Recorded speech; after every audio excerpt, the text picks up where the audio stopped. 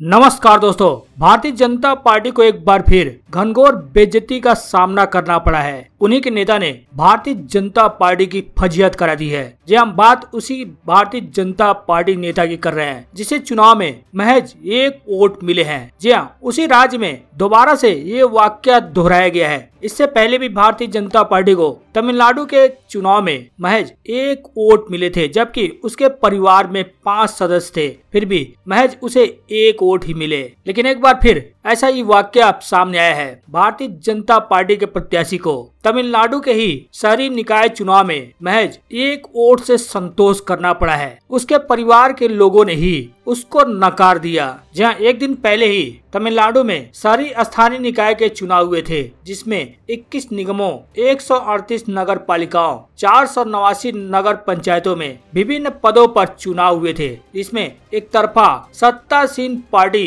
यानी कांग्रेस समर्थित party DMK ने एक तरफा जीत दर्ज की थी। लेकिन उसी तमिलनाडु में जब वोटों की गिनती चल रही थी, नतीजे जब आ रहे थे, जब इस भारतीय जनता पार्टी के नेता के सीट के नतीजे आए तो पता चला कि उसे 1 वोट ही मिला है। जहां चेन्नई के ईरोड में स्थानीय निकाय चुनाव लड़ने वाले भारतीय जनता पार्टी के उम्मीदवार नरेंद्रन को सिर्फ 1 वोट मिला। जहां आपको बता दें, चेन्नई के भवानी सागर में वार्ड नंबर 11 से भाजपा के प्रत्याशी नरेंद्रन को सिर्फ 1 वोट से संतोष करना पड़ा है। एक काफी चौंकाने वाला भी नतीजा है, क्योंकि उसके परिवार और उसके साथी दोस्तों ने ही उसको वोट नहीं दिया। चुनाव के बाद जब मतगणना समाप्त हुई तो भाजपा प्रत्याशी नरेंद्रन ने पाया कि उसके अलावा उसके दोस्तों और परिवार और पार्टी कार्यकर्ताओं सहित किसी ने भी उसे एक भी वोट नहीं दिया। चुनाव परिणाम के बाद इसका खुलासा हुआ। प्रत्याशी को जो 1 वोट मिला वो भी उसके खुद का वोट था। अब इस 1 वोट मिलने के बाद उसने खुद परिवार पर ही धोखे का आरोप लगाया है। जहां भाजपा प्रत्याशी नरेंद्र ने भारतीय जनता पार्टी कार्यकर्ताओं, नेताओं और अपने परिवार पर ही धोखे का आरोप लगाते हुए कहा कि मैं बहुत मेहनत से भारतीय जनता पार्टी के टिकट पर चुनाव लड़ा था, लेकिन मेरी अपनी पार्टी के कार्यकर्ताओं, दोस्तों और परिवार के लोगों ने ही मुझे वोट नहीं दिया। सब लोगों ने मुझे केवल झूठे आश्वासन देकर धोखे में रखा। बता दे, तमिलनाडु के चेन्नई शहरी नगर निगम के 200 सीटों में से अकेले सत्तासीन पार्टी डीएमके को 153 सीटों पर जीत मिली, जबकि एआईएडीएमके को यानी बीजेपी के सहयोगी पार्टी को 15 सीटों पर जीत मिली। कांग्रेस को 13 सीटों पर, वहीं भारतीय जनता पार्टी को 1 सीट पर जीत मिली और अन्य पार्टियों को किसी को 5, किसी को 4, किसी को 2, किसी को 1 सीटों पर जीत मिली। वहीं आपको बता दें, आज से 4 महीने पहले भी उसी राज्य में यानी तमिलनाडु में निकाय चुनाव में ही भारतीय जनता पार्टी के एक और प्रत्याशी को महज 1 वोट मिले थे, जबकि उसके परिवार में ही 5 लोग थे। जिसके बाद सोशल मीडिया पर लोगों ने जमकर मजे लिए थे। कई तरह के मीम्स भी बनने शुरू हो गए थे और कई कमेंट भी आने शुरू हो गए थे। लोग लिखने लगे थे कि रुझान आने शुरू हो गए हैं। तमिलनाडु निकाय चुनाव में बीजेपी प्रत्याशी को सिर्फ 1 वोट मिला है। घर में 5 सदस्य थे तो किसी ने लिखा कि इन 4 लोगों के दिमाग की जांच होनी चाहिए, आखिर प्रोपेगेंडा से बच कैसे पाए। जिसके बाद भारतीय जनता पार्टी की काफी फजीहत हुई थी। अब एक बार फिर भारतीय जनता पार्टी को उसी राज्य में तमिलनाडु शहरी निकाय चुनाव में हार का सामना तो करना पड़ा ही है, साथ में उनके ही प्रत्याशी को 1 वोट मिलना भाजपा के सामने काफी शर्मनाक स्थिति पैदा करती है। हालांकि आपको बता दें, तमिलनाडु में सभी यानी 21 नगर निगम, 138 नगर पालिका और 489 नगर पंचायतों में सत्तासीन पार्टी डीएमके को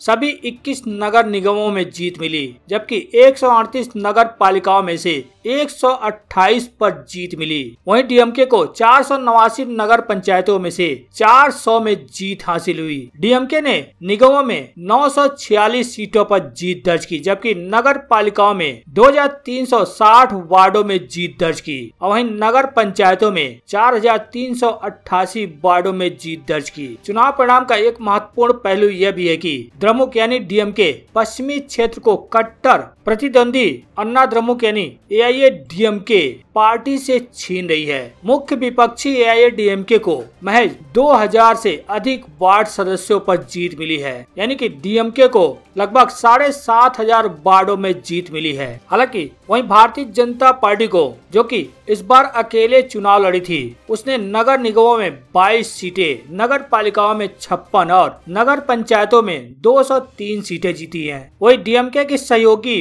कांग्रेस पार्टी को निगम की 73 सीटों पर जीत मिली है और 151 नगर पालिका और 368 नगर पंचायत सीटों पर जीत मिली है। इसी तरह से अन्य के खाते में लगभग 400 सीटें गई हैं, जिसमें कई पार्टियां शामिल हैं। हालांकि पिछली बार भी तमिलनाडु निकाय चुनाव में भारतीय जनता पार्टी की बुरी स्थिति रही और इस बार भी तमिलनाडु शहरी निकाय चुनाव में भी भारतीय जनता पार्टी की स्थिति कुछ खास नहीं रही। तब भी डीएमके ने बाजी मारी थी और अब भी डीएमके ने ही बाजी मारी। वहीं आपको बता दें, कांग्रेस ने एक बार फिर गुजरात की भारतीय जनता पार्टी सरकार पर 6000 करोड़ के कोयले घोटाले का संगीन आरोप लगा दिया है। जी हां, कांग्रेस ने आज गुजरात की भाजपा सरकार पर 6000 करोड़ रुपए के कोयला घोटाले का आरोप लगाया है। कांग्रेस का कहना है कि इस मामले की सुप्रीम कोर्ट के किसी वर्तमान न्यायाधीश के निगरानी में जांच होनी चाहिए। विपक्षी पार्टी का कहना है कि ईडी, सीबीआई और अन्य केंद्रीय एजेंसियों को मामला दर्ज करना चाहिए। इस आरोप पर भाजपा या गुजरात सरकार की तरफ से फिलहाल अब तक कोई प्रतिक्रिया नहीं आई है। जहां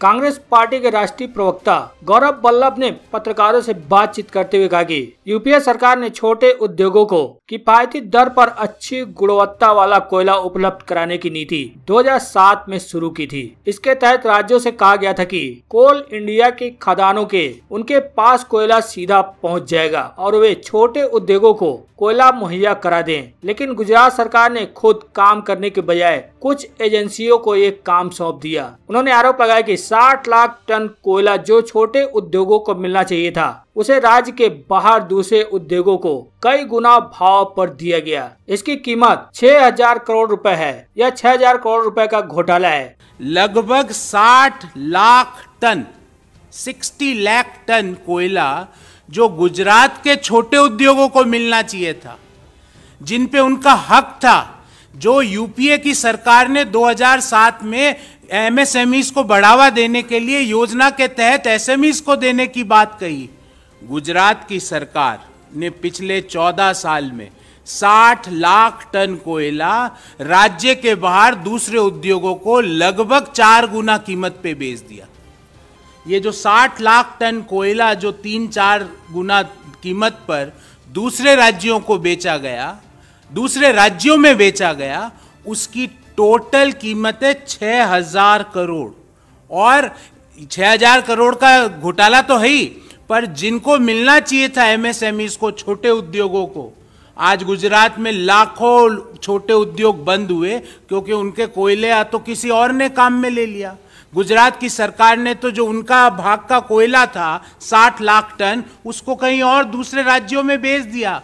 कैसे हुआ यह घोटाला 6000 करोड़ का? हमारा मांग है कि इन सारी एजेंसीज को प्राइमा फेसी केस रजिस्टर करके इस केस की जांच करनी चाहिए। गौरव वल्लभ ने दावा किया कि पिछले 14 साल में गुजरात के उद्योग विभाग ने एजेंसियां नहीं बदली, जबकि दूसरे राज्यों में उद्योग विभाग स्वयं यह काम कर रहा है। उन्होंने दावा करते हुए कहा कि पहले देश के प्रधानमंत्री नरेंद्र मोदी, जो गुजरात के मुख्यमंत्री थे, उस टाइम राज्य के उद्योग मंत्री भी थे। इसके बाद विजय रूपाणी और भूपेश पटेल भी मुख्यमंत्री होने के साथ उद्योग मंत्री रहे हैं। उनका कहना है कि इस मामले में सुप्रीम कोर्ट के वर्तमान न्यायाधीश की देखरेख में समयबद्ध जांच हो और 2007 से अब तक के सभी मुख्यमंत्रियों की भूमिका की भी जांच हो।